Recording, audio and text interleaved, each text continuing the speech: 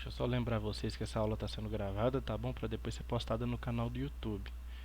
Vou estar enviando aí para vocês o link do canal, caso vocês ainda não tenham se inscrito.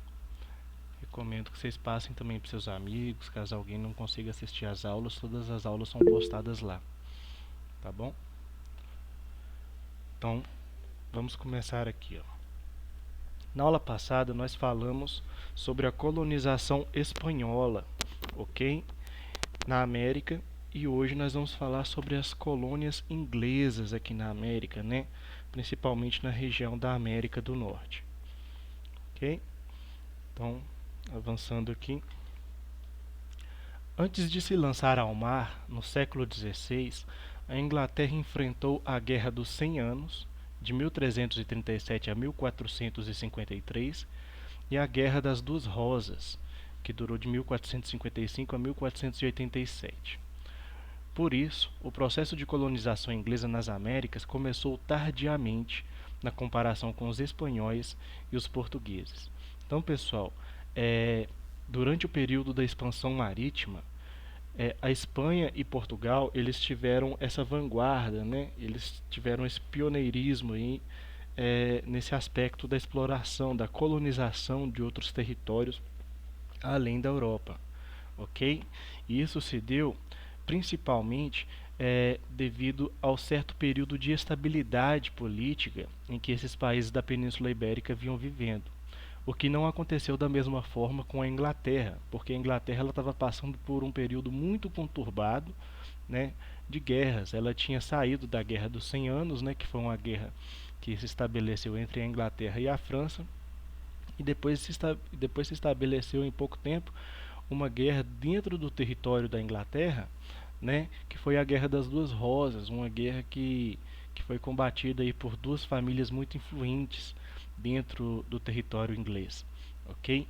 Então essas guerras aí abalaram bastante as estruturas políticas e sociais da Inglaterra, o que acabou fazendo com que ela atrasasse, né, na sua intenção colonizatória.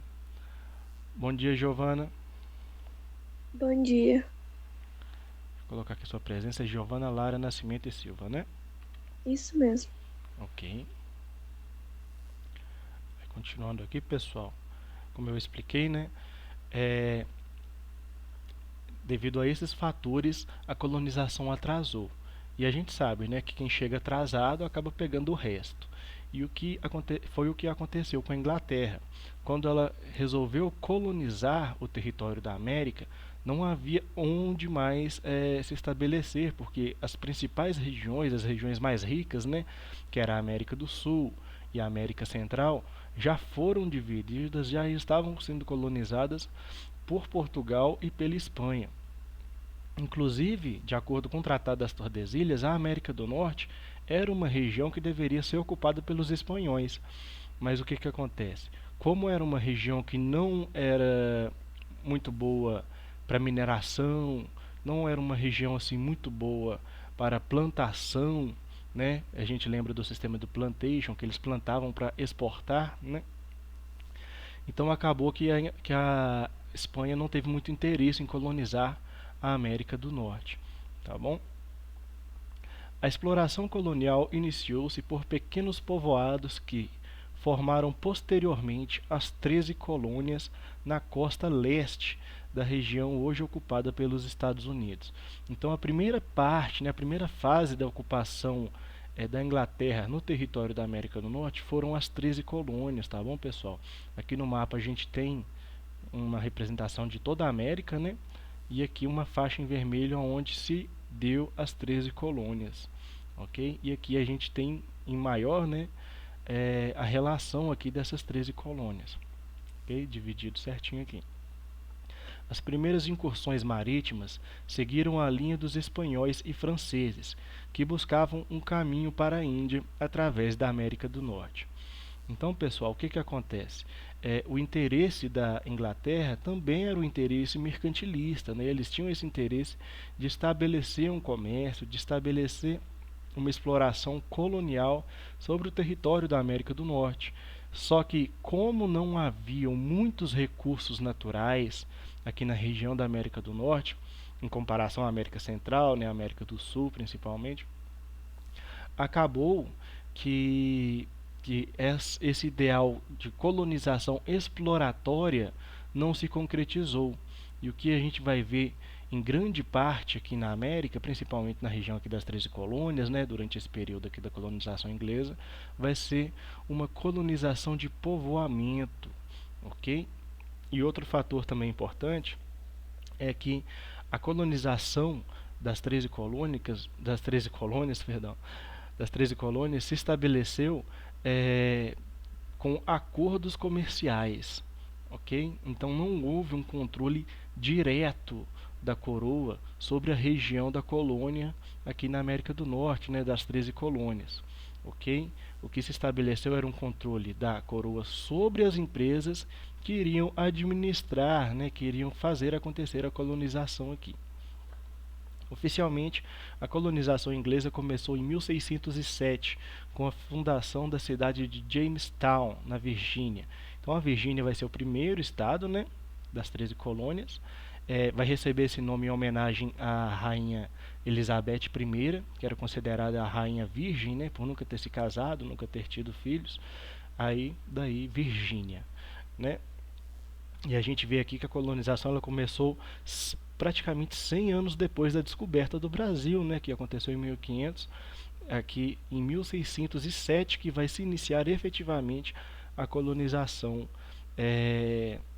da América do Norte. A ocupação ocorreu no decorrer do século XVII, quando a Grã-Bretanha vivia um período de revoluções e disputas políticas e religiosas. Por discordar das ideias absolutistas e teológicas discutidas durante a Revolução Puritana, grupos de protestantes, calvinistas e presbiterianos deixaram a Grã-Bretanha e encontraram na América um novo lar para escapar das perseguições. Então, pessoal, não sei se eu já falei com vocês, mas na Inglaterra, antes da Elizabeth I, né, a Rainha Virgem, existia um rei que era o pai dela, que era o rei Henrique VIII. Esse rei Henrique VIII, assim como todos os reis da Europa, né, tinham uma ligação com a Igreja Católica. Mas o que aconteceu? Ele não estava conseguindo ter um herdeiro homem, tá bom? E isso gerou ele muita revolta e ele quis se separar da esposa por causa disso. Ele achava que o problema estava na esposa, né? E aí o que aconteceu, pessoal? Ele mandou uma carta ao Papa pedindo que o Papa autorizasse o divórcio. Só que o casamento é um sacramento religioso, né? Não tem volta para o casamento. E o Papa, ele negou, né? Negou o divórcio ao Henrique VIII. Então ele resolveu romper as relações da Inglaterra com a Igreja Católica e fundou a sua própria igreja, a Igreja Anglicana. Essa igreja anglicana, ela preservava muitos dos aspectos da Igreja Católica, né? Os aspectos rituais, de certa forma, assim, a estrutura hierárquica, né? Dos sacerdotes, né? Do sacerdócio e tal. Mas aí o que aconteceu?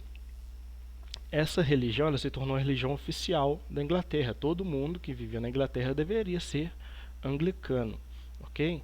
Mas a reforma protestante ela já tinha chegado na Inglaterra antes do estabelecimento da igreja anglicana. Então haviam esses grupos aqui, os protestantes, como os luteranos, os calvinistas, né, seguindo as ideias de João Calvino, os presbiterianos, né? Então esses grupos aqui eles batiam de frente com o rei, né? Porque o rei ele tinha muita autoridade concentrada em suas mãos e ele não permitia a participação desses grupos burgueses, né, que estavam ganhando um espaço cada vez maior dentro da sociedade inglesa, devido à ampliação do comércio, né? E aí o que aconteceu, pessoal? Aconteceu que esses grupos começaram a ser perseguidos, né, pelo rei e viram na América como uma saída, né, como um refúgio para poder escapar dessas perseguições políticas. Ok? Avançando aqui. Esse território pertencia, segundo o Tratado das Tordesilhas, à coroa espanhola, né, como já foi explicado. No entanto, naquele momento, os espanhóis estavam ocupados em conquistar a região que hoje representa o México e o Peru, e acabaram não ocupando essa zona. Assim, os espanhóis se estabeleceram na Flórida em 1565, na costa oeste. Então aqui a gente tem aqui na costa leste, a costa leste, né? Do outro lado aqui seria a costa oeste, que foi ocupada pelos espanhóis. Teve uma influência espanhola na colonização. Ok, colonização inglesa. No reinado de Elizabeth I, de 1558 a 1603, piratas espanhóis foram parceiros dos ingleses nas navegações.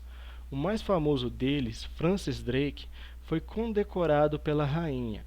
Então, qual que era o objetivo, pessoal? Esses piratas, eles eram patrocinados pela rainha Elizabeth, né? Eles se tornavam funcionários da coroa inglesa. E aí eles deixavam de ser chamados de piratas e eram chamados de corsários, né? Recebiam um título de nobreza e tal. Aqui a gente tem uma representação do Francis Drake nessa pintura muito icônica, né? Onde ele está com vestimentas de nobres. Lembrando, pessoal, esses piratas, eles obviamente, né, não tinham uma ascendência, uma descendência nobre, né, mas ainda assim recebiam esses títulos pela conveniência da coroa, né, nessa questão da colonização.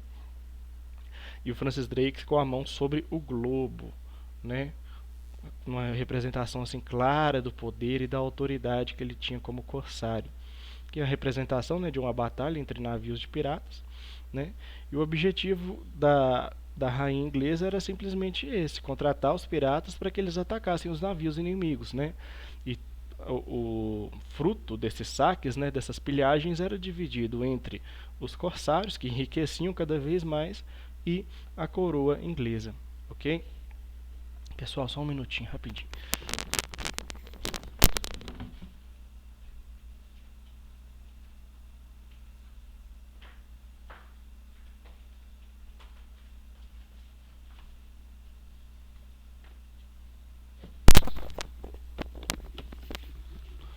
Ok? Voltando aqui, pessoal. As navegações inglesas tornaram-se um lucrativo negócio quando a Grã-Bretanha dominou o comércio de escravos africanos para o continente americano. Esse aqui é um outro aspecto importante da gente lembrar, pessoal, porque essa questão aí do comércio, do tráfico negreiro, ele vai ser dominado principalmente por essas duas nações, né? Portugal e a Inglaterra. A Inglaterra, depois do processo da Revolução Industrial, ela vai mudar completamente a sua posição. Ela vai ser favorável ao fim da escravização, né? Porque, como, né, ela estava no processo de industrialização e ela tinha interesse em vender os produtos que ela produzia, né? Ela tinha o interesse de que todo o trabalho fosse um trabalho baseado na mão de obra assalariada, né, para que ele pudesse vender os seus produtos. Não era por uma questão assim de consciência pesada, nossa, vendi tantos escravos, lucrei tanto com o tráfico negreiro e agora estou arrependido. Não, não é nada disso. Era justamente uma questão assim de preservar os seus mercados industriais, né? Mas antes da Inglaterra ser contra a abolição da escravidão, ser contra a escravidão, né, será favorável à abolição da escravidão, ela fez muito lucro, né, com o comércio, com o tráfico negreiro. Então, avançando aqui mais um pouco. Resumo da colonização. No século XVI, a Inglaterra estava dominada pela criação de ovinos destinados à produção de lã. Então, pessoal, o que aconteceu?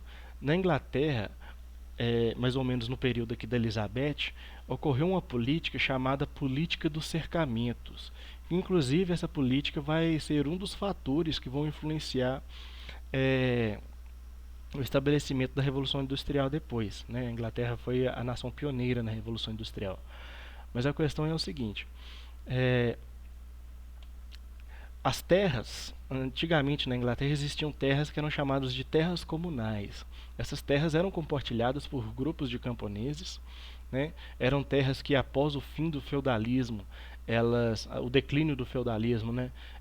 Os camponeses que lá viviam, eles permaneceram lá, né, produzindo uma série de produtos que alimentavam o mercado interno. Mas o que aconteceu?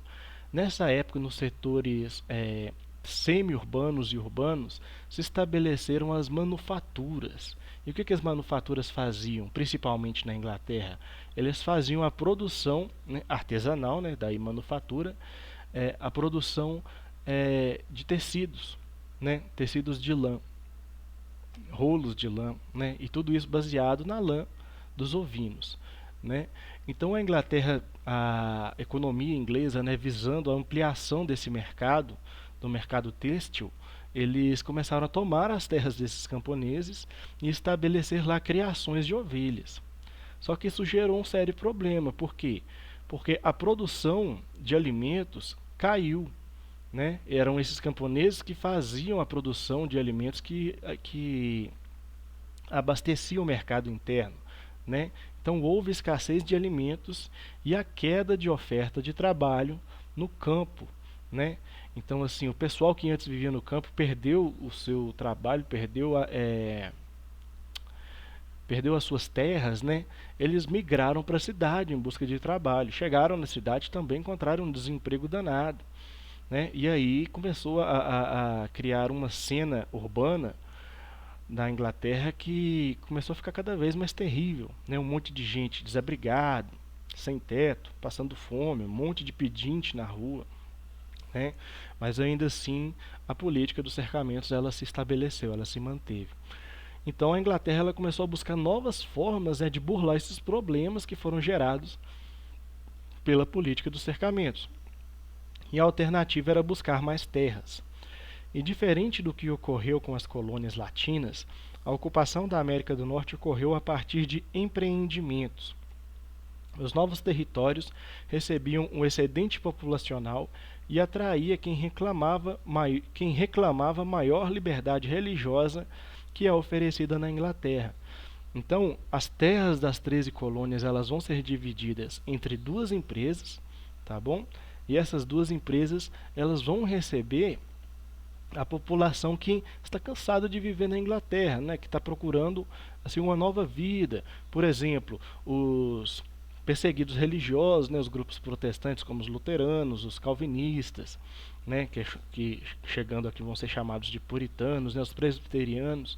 Então esse pessoal que sofria grande perseguição vai se mudar para a América, né? Em busca de uma nova vida.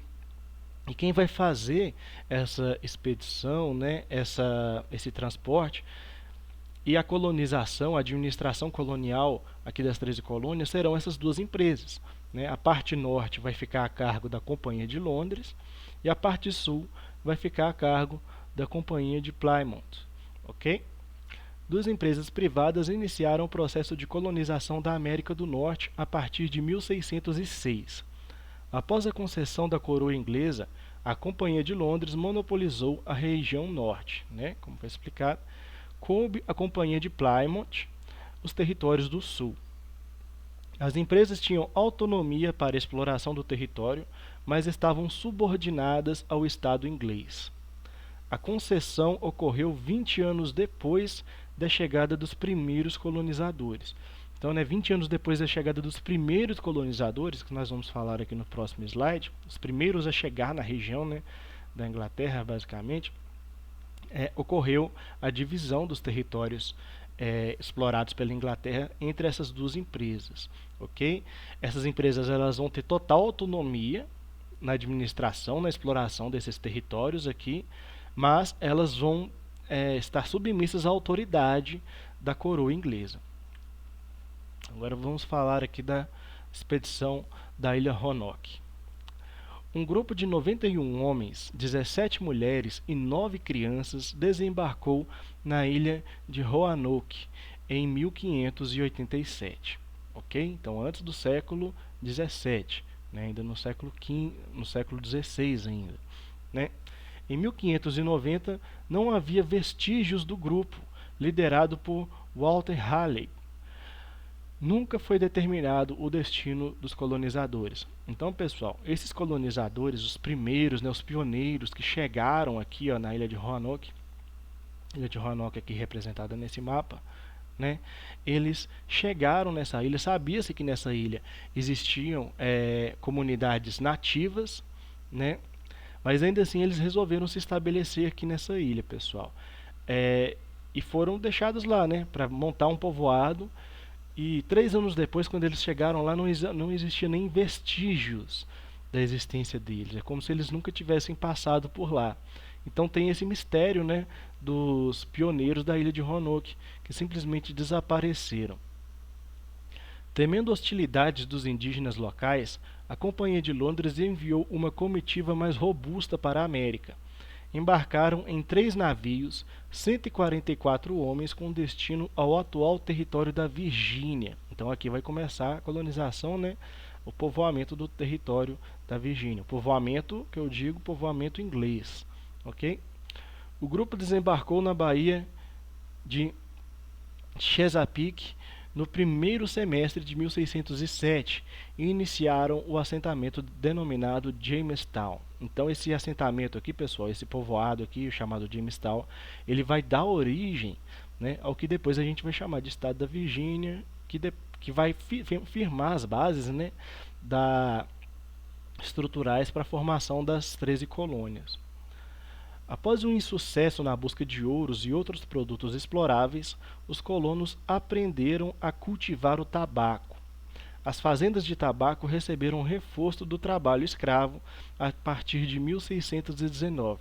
Então, principalmente nas colônias do sul, pessoal, esse tabaco aqui ele vai ser cultivado com o objetivo de exportação, tá bom?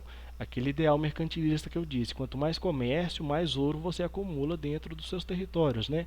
E quanto mais ouro uma nação tem dentro de suas terras, mais rica ela é. Avançando aqui, características das 13 colônias. Segundo a localização geográfica, as colônias da costa leste da América do Norte podem ser divididas em três grupos, né? As 13 colônias aqui, ó. As colônias do Nordeste, que vão ser chamadas de Nova Inglaterra, né? Está aqui destacado em verde. As colônias do centro, que estão aqui destacadas em amarelo, e as colônias do sul, que estão destacadas aqui em rosa, ok? Cada uma delas desenvolveu um perfil socioeconômico diferente. Vejamos, vamos ver como cada uma dessas regiões, né? Cada uma dessas divisões aqui estabelecidas funcionaram, né? Se desenvolveram. Vamos começar aqui pela parte sul, ok? Jamestown é o embrião para o nascimento das outras colônias no sul. Surgem assim Maryland, Carolina do Norte e Carolina do Sul e a Geórgia, né? Então a gente vê aqui Maryland, aqui, Carolina do Norte, Carolina do Sul e Geórgia, ok? O estado da Virgínia ele vai surgir depois, tá bom? Em 1784, tá bom? Mas assim, nesse início aqui, vai se estabelecer toda essa região aqui da Virgínia vai ser considerada Maryland, tá bom? E abaixo Carolina do Norte, Carolina do Sul e Geórgia. As colônias do Sul foram marcadas pela tolerância religiosa. Maryland, por exemplo, era uma colônia católica, liderada por Lord Baltimore. Então, pessoal, como foi explicado, né, muitos desses grupos perseguidos pela Igreja Anglicana migravam para a América em busca de uma nova vida, né, que a gente vê até um exemplo aqui, né, da liderança de Maryland ser estabelecida por um católico, né, o Lord Baltimore, né? E o que acontece, pessoal? Como haviam grupos de variadas religiões que estavam vindo para cá, né? De religiões e regiões, né? Acabou que se estabeleceu no sul uma maior tolerância religiosa, tá bom? E fiquem atentos, essa tolerância ela vai ficar estrita à religiosidade, à liberdade de culto, ok? Desde que o culto seja cristão, claro, né? Mas existiam várias vertentes, né, de culto cristão, várias vertentes protestantes, e existia também uma forte presença do catolicismo. Os empreendimentos coloniais do norte também foram marcados pelo domínio de religiosos. Os primeiros grupos de colonos chamados peregrinos chegaram à região de Plymouth em 1620. Ok? Já no norte, pessoal, essa tolerância religiosa ela vai ser menor, tá bom? Porque no norte vão ser os locais onde vão se concentrar, em sua maioria, esses povos puritanos, né? Então vai existir uma maioria religiosa aqui, ó. É uma maioria soberana de classe religiosa aqui, né? Que vão ser os puritanos. Aqui vai haver uma maior variedade, portanto, uma maior tolerância. Mas isso aqui se inverte quando a gente fala da questão racial, da questão da escravidão. No sul, apesar de ter uma maior tolerância religiosa, vai ser o local com maior intolerância racial, ok? Vai ser o local dos Estados Unidos onde os negros serão mais perseguidos, onde existirão leis, né, que legitimarão todo o processo de, de perseguição, né, aos grupos afrodescendentes. E já no norte vai ser o contrário, né? Os negros, eles vão ser perseguidos sim, vão ser considerados inferiores sim no norte, mas vai ser uma perseguição mais branda se a gente for comparar o que aconteceu no sul, né? Vai ser uma perseguição assim menor, né? Menos casos de perseguição serão estabelecidos aqui no norte, ok? Mas ainda assim a tolerância religiosa era muito pequena no norte. Então, avançando aqui, as colônias do sul estavam constituídas por Maryland, Virgínia, Carolina do Norte e Carolina do Sul e Geórgia. Okay? Ao contrário das colônias do norte, as áreas exploradas na região sul da costa leste tiveram uma ocupação distinta. Nessa região, o clima era subtropical, o que favoreceu a implantação de monocultura de produtos como arroz, algodão e tabaco. Então, pessoal, não sei se vocês se lembram, né, quando a gente falou sobre a colonização brasileira, né, nos anos anteriores, quem foi meus alunos, que a gente falou bastante do sistema de plantation. O que é o sistema de plantation? É um sistema de produção, né, um sistema de produção baseado no ideal mercantilista, que se baseia em 3 pilares: no latifúndio, ou seja, num grande território de terra; na monocultura, né, ou seja, nesse grande pedaço de terra, né, vão ser estabelecidos plantações, né, produção de somente um artigo para o mercado, né, e a exportação, ou seja, tudo que é produzido, toda essa monocultura que é produzida no latifúndio, ela é produzida com o objetivo de abastecer o mercado externo, ok?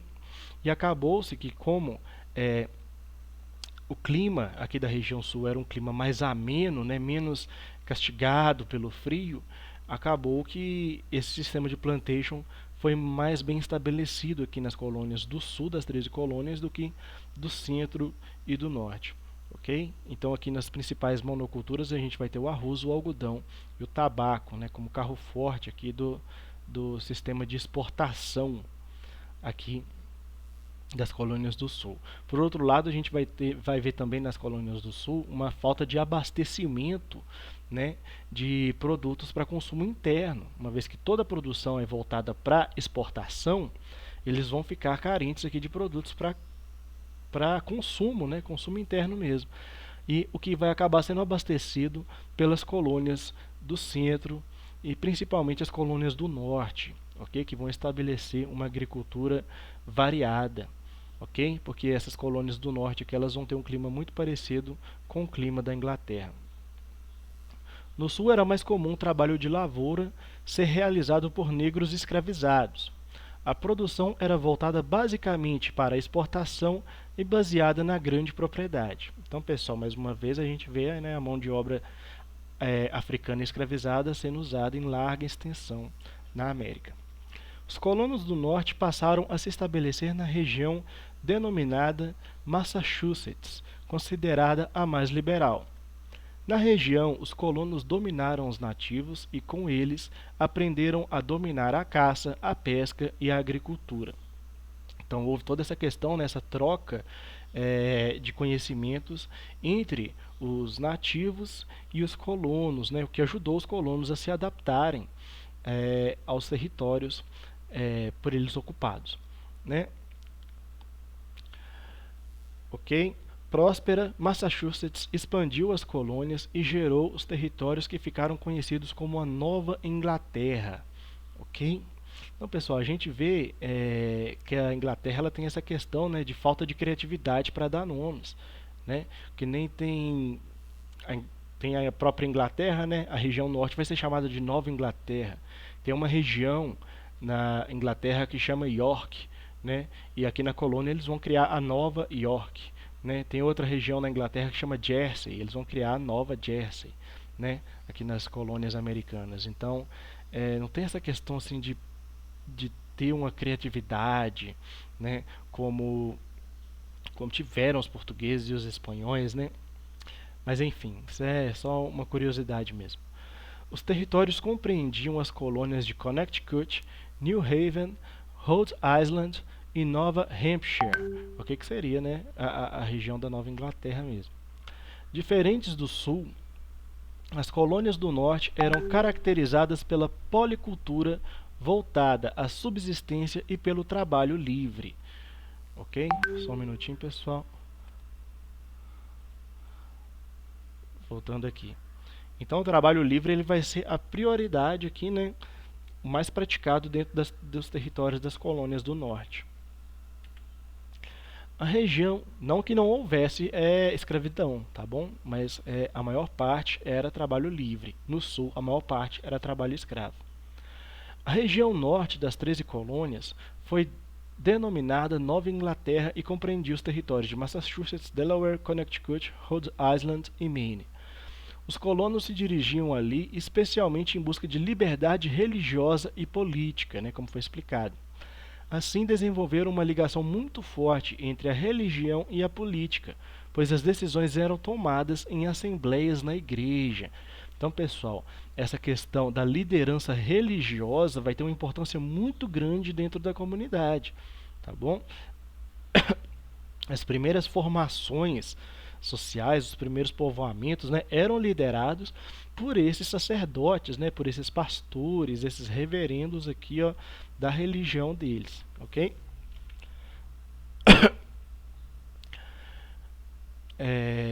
O clima era hostil e a agricultura não era rentável, ok? Então, pessoal, como o clima aqui dessa região era um clima muito parecido com o clima da Inglaterra, né, acabou que nessa região norte aqui, ó, a colonização se deu mais por uma colonização de povoamento do que com uma colonização de comércio mesmo, de exploração, tá bom? Então tudo que eles produziam não era produzido visando o mercado externo, visando a exportação, era produzido visando o abastecimento do mercado interno, ok? Tanto para o próprio sustento deles, quanto para vender aqui nas próprias outras colônias aqui das 13 colônias. Dessa maneira, os colonos se dedicaram à pesca e à captura de baleias, fazendo o porto de Boston a principal porta de saída e entrada de produtos. As baleias, pessoal, eram capturadas porque o óleo da baleia era usado como é que eu posso dizer? Para iluminar os postes, né? Eles acendiam o óleo da baleia e iluminavam os postes, usavam como luminárias mesmo, né, para iluminação pública, ok? Apesar da mão de obra ser predominante, existiam africanos escravizados que faziam trabalhos domésticos. A mão de obra livre era a maior parte, mas existiam sim escravos africanos trabalhando ali. Alguns eram livres, mas ainda eram tratados de forma inferior a uma pessoa branca. Então já existia a figura do negro livre aqui na América na região norte da América, né, dos Estados Unidos, enquanto mesmo sendo considerados inferiores, existia a figura do negro livre, e já no sul a liberdade do negro era intolerável, era totalmente como é que eu posso dizer, desconsiderada, né, pela população do sul dos Estados Unidos. Deixa eu ver se é isso mesmo. Beleza. E por último, a gente vai ter aqui a região do centro, né, do centro aqui das 13 colônias. Por último, surgiram as colônias do centro. Nova York, Delaware, Pensilvânia e Nova Jersey eram marcadas pela liberdade religiosa e o pensamento liberal. Então, pessoal, o centro ele vai ser influenciado tanto pela política, né, pelos aspectos políticos aqui da região norte, né, pensamento liberal aqui da região norte, quanto pela liberdade religiosa que se estabelecia aqui na região sul, né? Então vão ter características das regiões norte e da região sul, ok? Nessa zona houve a ocupação de holandeses, suecos e alemães, que gradualmente foram expulsos pelos colonos britânicos. Nessa região, o clima era mais favorável ao cultivo e foi desenvolvida tanto a agricultura de subsistência como aquela que permitia a venda de excedentes, ok? Então aqui foi baseado uma policultura, né? Eles faziam vários tipos de produções agrícolas aqui, né? E era usada tanto para o comércio interno quanto para exportar para as outras colônias também, né? Assim como as colônias do norte. O trabalho escravo convivia com a mão de obra livre. Igualmente foram instaladas fábricas têxteis e de siderurgia. Então, nessas fábricas aqui que vão fazer a manipulação dos metais, né, a siderurgia, e também as fábricas têxteis vão ganhar um grande espaço aqui, né, nessas regiões aqui do centro. Vão surgir centros urbanos mesmo, né, sair dessa configuração rural, né, vão começar a surgir os primeiros centros urbanos aqui baseados nessas fábricas, nessas manufaturas aqui, ok? E nesses locais vão ter a combinação de mão de obra livre, né, trabalhadores livres e africanos escravizados. Ocorriam trocas comerciais entre as colônias espanhola e portuguesa da América do Sul, que incluíam o tráfico humano com a América. Aqui, pessoal, está falando do tráfico do mercado triangular, tá bom? Comércio triangular, que era baseado no seguinte: era baseado principalmente aqui na região das Antilhas, tá bom? Baseado aqui na região da Europa, sobretudo aqui na região da Espanha e aqui na África. O que é que acontece? A África ela fornecia para as Antilhas mão de obra escravizada, ok? Das Antilhas essa mão de obra escravizada ia acabando sendo levada também para outras regiões aqui também, né? Do norte e do sul das 13 colônias, ok? E as Antilhas em troca por essa mão de obra escravizada produzia o açúcar, o tabaco e o algodão, ok? E como quem fazia o tráfico negreiro eram os ingleses, eles recebiam essas mercadorias, né, o açúcar, o tabaco e o algodão, e levavam para a Europa. Okay? Então pagava mercadoria com mercadoria, levavam para a Europa, faziam o comércio desses produtos, né, e recebiam em troca outros produtos. Né, já faziam a compra de outros produtos, como produtos têxteis, né, tecidos, o rum, né, que é aquela bebida, né, feita do melaço, e produtos manufaturados que eram enviados para a África. Então esses produtos, pessoal, eram enviados para a África em troca de mão de obra escravizada. Então daí a ideia, né, de mercado triangular, de comércio triangular, tá bom? Vamos avançando aqui. Nessa região, os colonos criavam pequenos animais e mantinham uma estrutura semelhante à das colônias da Nova Inglaterra, né, as colônias do norte.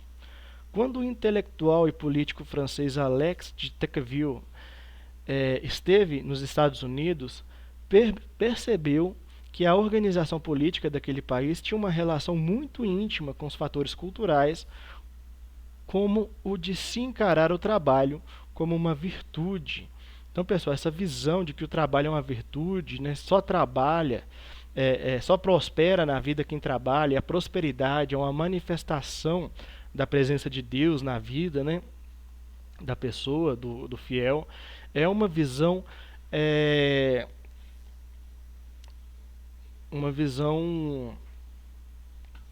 como é que eu posso dizer, uma visão puritana, né, uma visão muito intrínseca do puritanismo calvinista, ok? Essa visão da predestinação, né, a pessoa só faz sucesso, o sucesso é uma manifestação de Deus, né, na vida. As pessoas que têm prosperidade em vida, elas terão prosperidade no pós-vida, né? Toda essa visão é uma visão calvinista, uma visão puritana, ok? Que vai ser muito forte no território americano, principalmente nas colônias do norte, né, que vão ser ocupadas sumariamente pelos puritanos calvinistas. Esses traços culturais, vistos por Tocqueville, em grande parte, derivam de elementos do puritanismo inglês, como a valorização do trabalho, e eles foram decisivos para a formação do modo de vida norte-americano, sobretudo nas colônias do norte. Okay? Essa influência da religião na economia política dos americanos foi estudada com precisão pelo sociólogo austríaco Max Weber em sua obra A Ética Protestante e o Espírito do Capitalismo. Então essa visão, pessoal, de João Calvino vai ser uma visão fundamental, né, para a estruturação do que a gente vai chamar depois do capitalismo, essa valorização, né, essa mistura da valorização do trabalho com a presença divina, né, com as bênçãos divinas, né, a prosperidade ligada a essa questão religiosa, é uma visão calvinista que vai fundamentar os princípios capitalistas na América, ok? Terminando aqui, pessoal, vamos falar aqui da sociedade colonial inglesa na América. Infelizmente não vamos conseguir abordar todo esse tema nessa aula, tá bom? Mas vamos falar aqui, ó. As colônias inglesas contavam com 250 mil habitantes, entre colonos e negros escravizados em 1700, tá bom? Em 1775, essa população já cresceu absurdamente, né? Tinham 250 mil habitantes, agora já tem, em 1775, né, 75 anos depois, 2,5 milhões de habitantes. Então foi uma terra próspera, né? Apesar das dificuldades climáticas, apesar das dificuldades do processo colonizatório, né, foi uma terra próspera para os povos, para os colonizadores, né? Apesar dos interesses políticos e religiosos diversos, os colonos mantiveram a unidade para proclamar a independência em 4 de julho de 1776. Então a gente viu, né, pessoal, falando aqui das colônias do norte, do centro e do sul, que existia uma grande variedade, uma grande pluralidade nos pensamentos, na organização social dessas colônias, dessas regiões. Mas mesmo assim, em 1776, essas regiões elas vão conseguir se unir com o objetivo de se tornarem independentes da colonização, da exploração inglesa sobre o território norte-americano. Tá bom, pessoal? Na próxima aula, a gente vai falar da independência das 13 colônias. Disso tudo que foi explicado aqui, vocês têm alguma dúvida? Deu para entender tudo certinho aí? Vocês querem fazer algum comentário?